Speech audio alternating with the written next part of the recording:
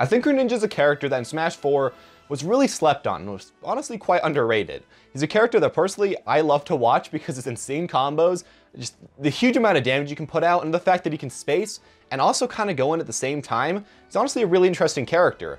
But I think a lot of people, again, kind of slept on him. A, because he was really hard to pull off, and B, because it was super hard to get any of his combos actually started. But in Smash Ultimate, I honestly think it's going to be working a lot better for Greninja. I think he has a good chance to become a good character in this game, and today I'm going to be analyzing and speculating on his kit, and talking about why Greninja might actually be pretty good in Smash Ultimate.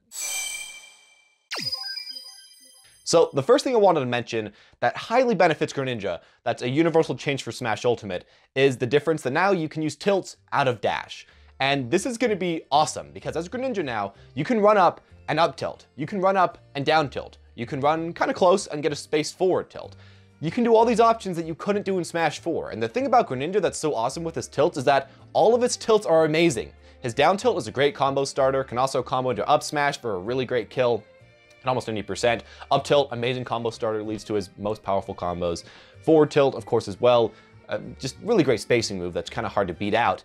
And he couldn't use those that well in Smash 4, honestly. And that kind of sucked. But in Ultimate, you can use those. You can continuously get them going, and that's just going to lead to a much higher potential of getting your combos started and a lot better spacing on this character. And honestly, I think it's going to make him one of the better spacing characters, while also making so that his insane combos are still there, but just come out even more often. Now, speaking of his combos, he's always had godlike combos, even in Smash 4. I mean, you look at these, the Japanese and everybody else, ice studying, so many awesome combos. But the thing about Greninja is that it was oftentimes very hard to get these set up. I think that's kind of where the tilts are going to come in, mainly up tilt and down tilt, making these a lot more consistent. But as well with that, he's going to have reduced landing lag like everybody else. And I don't think Greninja really had the most landing lag in the game, but he had quite a bit. And even though he could get a lot of awesome combos going on, if you missed any of your combo setups, you kind of got punished really bad. And while you're still going to get punished for this, I think just making so that the landing lag on all of his aerials is a lot less like everybody else is really going to benefit the character, and is going to make so that A, he can combo a little bit easier and a little bit more, and B, he's going to be punished again a lot less if you miss him out. Now, I do have to mention one negative about his combo game that might happen in Ultimate, and that's that his footstool combos might not really exist way too much anymore. The problem about his footstool combos is that now you can actually tech out of techable footstools. Now, it's not the worst thing in the world, because while you might be losing these combos and these very extended strings, you're still going to have the ability to get a single down air, because it's really hard to react to just a single one off the bat out of nowhere, and then still probably be able to footstool lock the person, jab lock them, and then go for a forward smash or an up smash or whatever, and still be able to get a kill off of that. He's not going to completely lose that function of his kit, but yeah, that is one thing that's probably going to be a bit worse in Ultimate. It's still pretty good.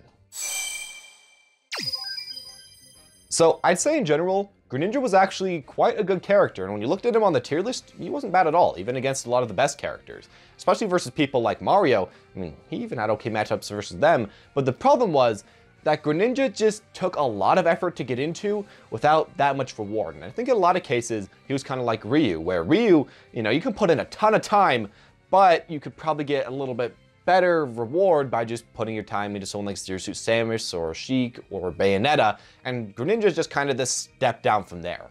Again, not a bad choice, and someone that personally I love to watch, but you can kind of see why would I do that when I can play other characters that also have explosive combos, that also have a ton of damage, that also can do all these things, but just better, in an easier way.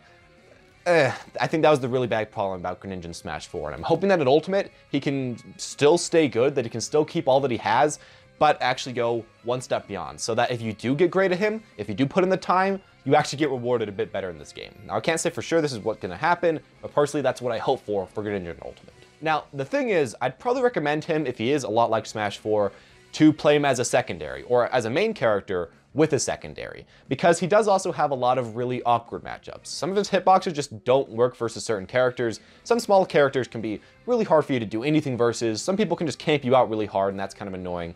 And honestly, yeah, I'd recommend probably playing a pretty quick character as your secondary character to just kind of make so that his weaknesses aren't way too bad, and so that you can just kind of play most matchups pretty well. But anyways, those are all my own personal opinions about Greninja in Smash Ultimate. I'm really excited about this character, but unfortunately, we haven't gotten way too much gameplay of him, so a lot of it's just what's going to happen to the engine and what I'm speculating is going to be affected for Greninja by the changes of the engine. As well, I should mention here, I think dash dancing is going to be very effective as Greninja because he's just such a super fast character.